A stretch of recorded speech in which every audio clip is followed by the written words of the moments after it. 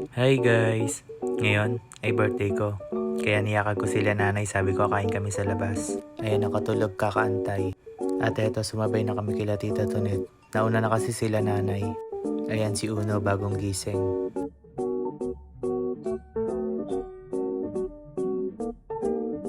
At eto, kasama din namin si Matt at si Jairos.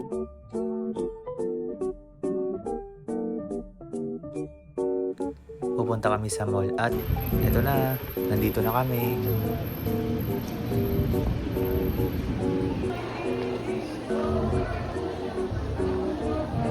Ngayon, pakyat na kami sa 2nd floor.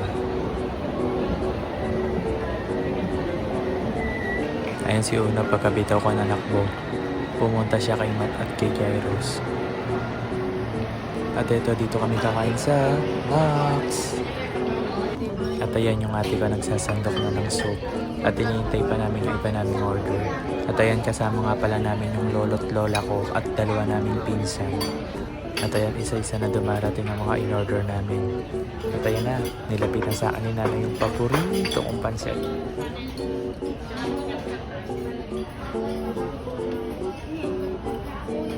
At kapag birthday niyo, sabihin niyo lang, ayan, meron silang pa-ice cream.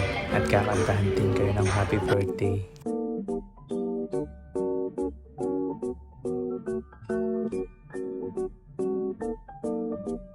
At ayun yung ice cream, tinikman ko lang at binigay ko na kay Uno. Paborito niya kasi yung ice cream.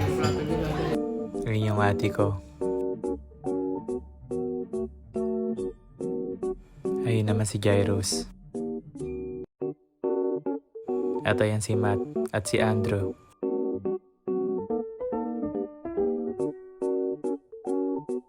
Ayun naman ang aking lolo at lola.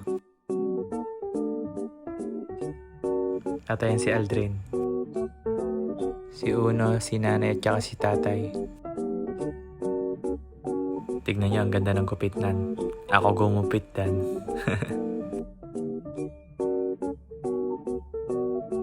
At ayan, sabi ko kay Uno, bata natin to. Yung paborito niya, yung batang mayor. At ayan, tapos na kami kumain. Binigay ko na kay ate yung wallet ko para magbayad. At pagkakain, umuna na kami umuwi ni tatay. Inaantok na kasi ako. Yun lang. Salamat sa panonood. Love you all. Happy birthday to me.